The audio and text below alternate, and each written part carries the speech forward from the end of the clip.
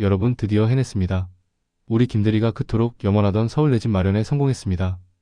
5억 원이라는 거금을 들여 영혼까지 끌어모아 산 이 아파트. 매일 아침 베란다 밖을 보며 김대리는 생각했습니다. 이제 내 인생은 탄탄대로다. 역시 대한민국은 부동산이지. 그런데 며칠 뒤 옆 부서 박 대리를 만났습니다. 박 대리는 집 살 돈이 없다며 전세를 살던 친구였거든요. 근데 이게 웬일인가요? 박 대리가 타고 온 차가 바뀌었습니다. 얼굴에는 여유가 넘쳐 흐르죠. 궁금해진 김 대리가 슬쩍 물어봅니다. 아니 박 대리, 요즘 로또라도 맞았어? 박 대리가 보여준 스마트폰 화면에는 김 대리가 평생 본 적 없는 숫자들이 찍혀 있었습니다.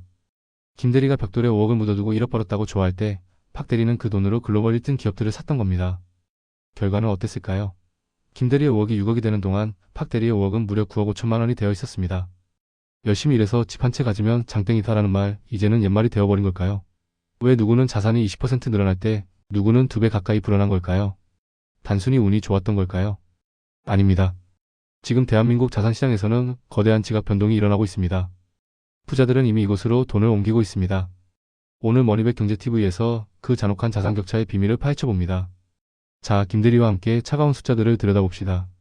최근 발표된 자산시장 데이터는 충격 그 자체입니다. 지난 몇 년간 서울 아파트 가격이 올랐다고는 하지만 그 상승폭을 주식시장과 비교해보면 처참한 수준입니다. 5억 원을 들여 서울의 아파트를 샀을 때 평균 수익률이 약 20% 내외인 반면 같은 기간 미국 S&P 500 지수나 나스닥 테크 주식들에 투자했다면 수익률은 90%를 훌쩍 넘어섰습니다. 더 놀라운 건 돈의 흐름입니다. 예전에는 여유 자금이 생기면 무조건 부동산 중개업소로 달려갔던 사람들이 이제는 스마트폰으로 해외 주식을 사고 있습니다. 실제로 KB국민은행과 금융투자협회 자료에 따르면 부동산 대기 자금으로 분류되던 시중의 유동성이 급격하게 증권사 계좌로 이동하고 있습니다. 이른바 자산 대이동의 서막이 오른 겁니다. 이유가 뭘까요? 첫째는 무거운 세금과 규제입니다. 부동산은 취득세, 보유세, 양도세까지 떼어가는 게 너무 많습니다. 반면 주식은 상대적으로 유연하죠. 둘째는 황금성입니다. 아파트는 팔고 싶을 때 바로 팔 수 없지만 주식은 클릭 한 번이면 현금이 됩니다. 급변하는 경제위기 상황에서 현금화할 수 없는 자산은 때로 독이 되기도 하니까요. 가장 결정적인 이유는 대한민국 경제의 성장 엔진이 예전만 못하다는 점입니다. 국내 부동산 가격은 인구 감소와 저성장이라는 벽에 부딪혔지만 글로벌 시장의 AI 혁명과 기술 성장은 끝을 모르고 치솟고 있습니다. 똑똑한 돈들은 이미 한국의 땅이 아니라 전 세계 미래에 베팅하고 있다는 뜻입니다. 과연 여러분의 자산은 지금 어디에 머물고 있나요? 자, 이 상황을 더 쉽게 이해하기 위해 시간을 아주 멀리 되돌려 봅시다.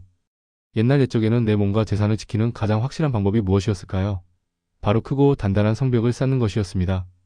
성벽이 높고 두꺼울수록 외부의 공격으로부터 안전했고 그 성 안에 내 땅이 얼마나 있느냐가 곧 그 사람의 계급이자 부의 상징이었죠.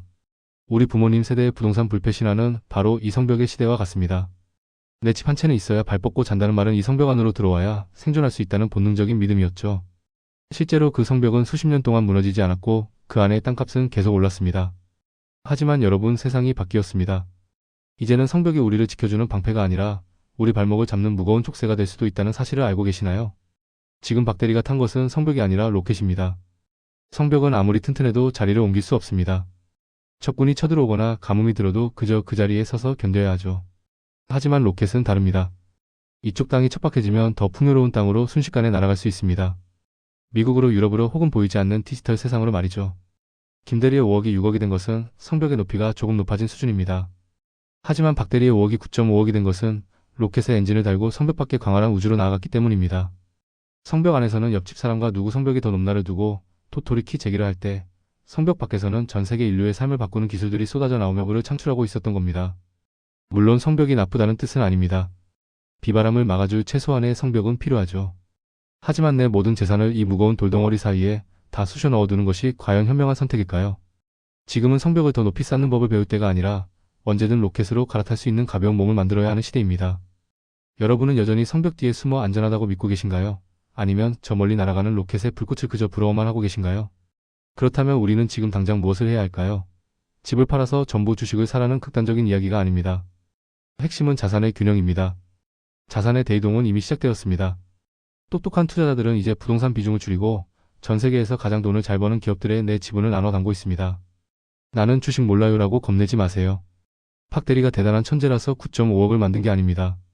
전 세계 1등 기업들을 모아놓은 ETF나 시대의 흐름인 AI 산업에 내 돈이 일하게 만들었을 뿐입니다. 내 집 마련에 들어가는 수억 원의 기회비용 중 일부만이라도 세상의 변화에 베팅했다면 김대리의 미래는 지금과 완전히 달랐을 겁니다. 이제부터라도 내 자산에 발을 달아주세요. 꼼짝달싹 못하는 벽돌 자산과 어디든 갈 수 있는 액체 자산의 비율을 다시 점검해 보시기 바랍니다. 오늘 김대리의 이야기가 남일처럼 느껴지지 않으셨나요? 배 아픈 박대리의 성공담이 아니라 조만간 당신이 마주할 현실일 수 있습니다. 세상은 변했고 돈의 흐름은 더 빠르게 바뀌고 있습니다. 여러분의 자산 포트폴리오 지금 어떤 상태인가요? 여전히 부동산에 올인하고 계신가요? 아니면 새로운 흐름에 올라타셨나요? 댓글로 여러분의 고민을 나눠주세요.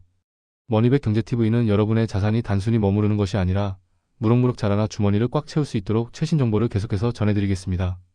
오늘 영상이 도움되셨다면 구독과 좋아요 부탁드립니다. 지금까지 머니백의 김대리였습니다.